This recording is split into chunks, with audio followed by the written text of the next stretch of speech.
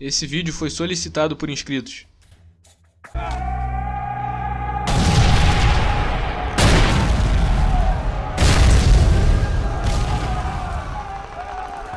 Com o início da Segunda Guerra Mundial, em 1 de setembro de 1939, o então presidente do Brasil, Getúlio Vargas, manteve o país em um posicionamento neutro em relação à guerra até 1941.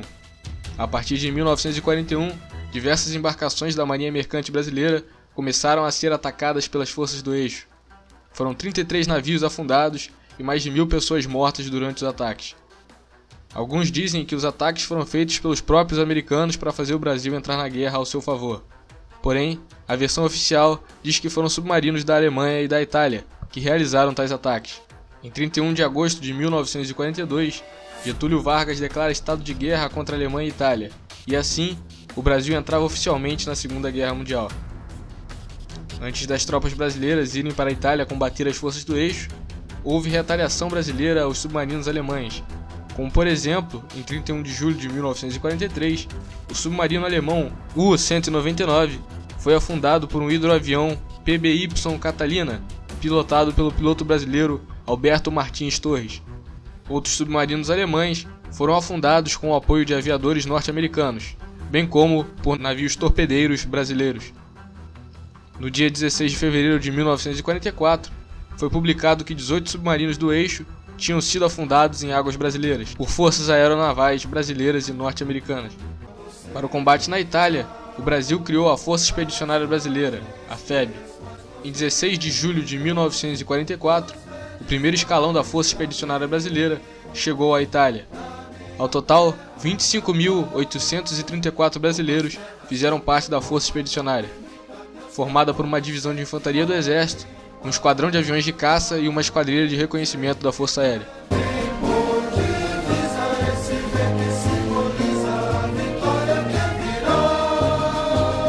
Como naquela época se costumava dizer que era mais fácil uma cobra fumar do que o Brasil entrar na guerra, o símbolo e o lema da Força Expedicionária Brasileira faziam uma alusão irônica a isso. A cobra vai fumar de novo. E vai fumar até o fim. A Força Aérea Brasileira tinha acabado de ser criada e formou o primeiro grupo de aviação de caça para a campanha na Itália. O grupo tinha um efetivo de 350 homens, incluindo 43 pilotos, e foi enviado ao Panamá para ser treinado como unidade de caça pela Força Aérea dos Estados Unidos. No dia 11 de maio de 1944, o grupo foi declarado operacional e passou a operar de forma independente nas missões de proteção à Zona do Canal no Panamá. Logo após essas missões, os pilotos brasileiros foram enviados para os Estados Unidos, onde se aperfeiçoaram no P-47 Thunderbolt, avião que iria equipar o grupo futuramente. Na Itália, o primeiro grupo de aviação de caça cumpriu diversas missões de ataque ao solo, tendo os pilotos brasileiros autorização para montar suas próprias operações. O dia mais marcante para os nossos pilotos foi o dia 22 de abril de 1945. Naquele dia, mesmo com o nevoeiro, as 3 esquadrilhas do grupo levantaram voo a fim de atacar alvos na região de San Benedito, destruindo pontes, balsas e veículos motorizados. 2 horas depois, uma esquadrilha levantou voo para uma missão de reconhecimento armado ao sul de Mantua, destruindo mais 80 caminhões e veículos alemães. Outros aviões do grupo atacaram posições fortificadas alemãs, tanques e balsas. Ao final do dia, o grupo havia voado 44 missões individuais, tendo destruído mais de 100 veículos e outros alvos alemães. 2 caças P-47 brasileiros foram danificados pelas antiaéreas alemãs, e um terceiro foi abatido. Esse foi o dia no qual foram despachados o maior número de missões de combate pelo grupo, e por isso é comemorado a cada ano como o Dia da Aviação de Caça no Brasil. O primeiro grupo de aviação de caça brasileiro voou um total de 445 missões, 2.550 missões individuais e 5.465 horas de voo em combate, de 11 de novembro de 1944 a 4 de maio de 1945. Nossos pilotos destruíram 85% dos depósitos de munições, 36% dos depósitos de combustível, 28% das pontes e 15% dos veículos motorizados da Alemanha nazista na Itália. Enquanto isso, em solo, responder com os únicos argumentos que a Alemanha respeita ao covarde atentado dos torpedeamentos de indefesos navios brasileiros em águas das costas do Brasil. Depois de tomar posição, as tropas dão início ao ataque. De seu posto avançado, um observador de artilharia transmite instruções às baterias pesadas. Finalmente, a ordem de fogo. Das bocas de aço começa a chover metralha sobre as posições inimigas.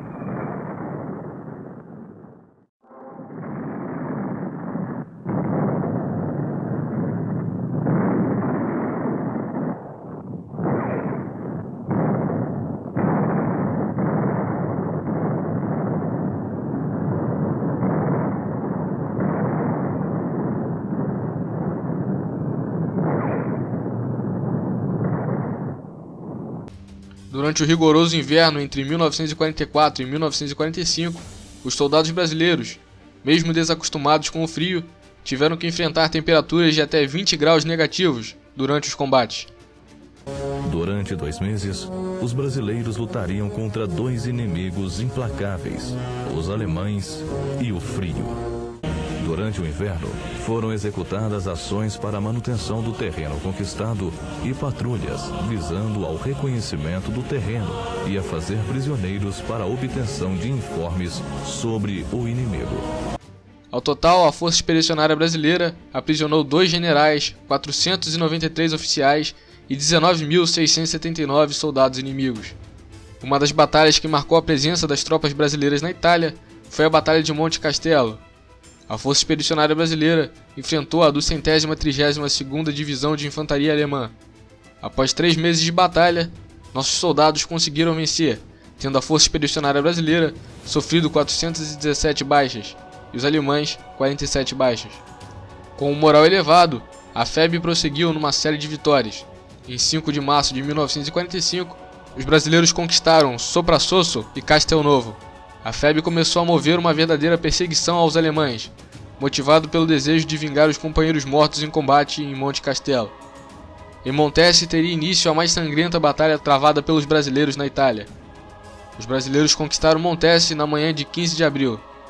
Essa vitória custou caro para a FEB, cerca de mais de 400 baixas, contabilizando os mortos, feridos e desaparecidos. Na conquista das cidades, a população das localidades recebia nossas tropas com manifestações de júbilo, aclamações e flores. Em 2 de maio de 1945, o general Mark Clark dava por encerrada a campanha dos aliados na Itália. Para os brasileiros, a guerra terminava naquele momento. Encerrava-se a epopeia da FEB. O Brasil cumprira o seu dever e seus soldados voltariam à pátria, cobertos de glória. Autoridades, familiares e o povo acorreram para o cais do porto do Rio de Janeiro para receber os seus heróis.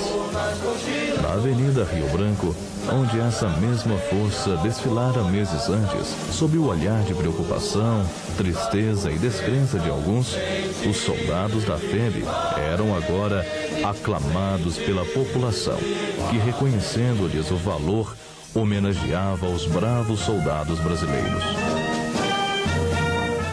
Lutando pelos ideais de democracia e convivência pacífica entre as nações e pela defesa da liberdade e da dignidade, soldados brasileiros lutaram bravamente e venceram.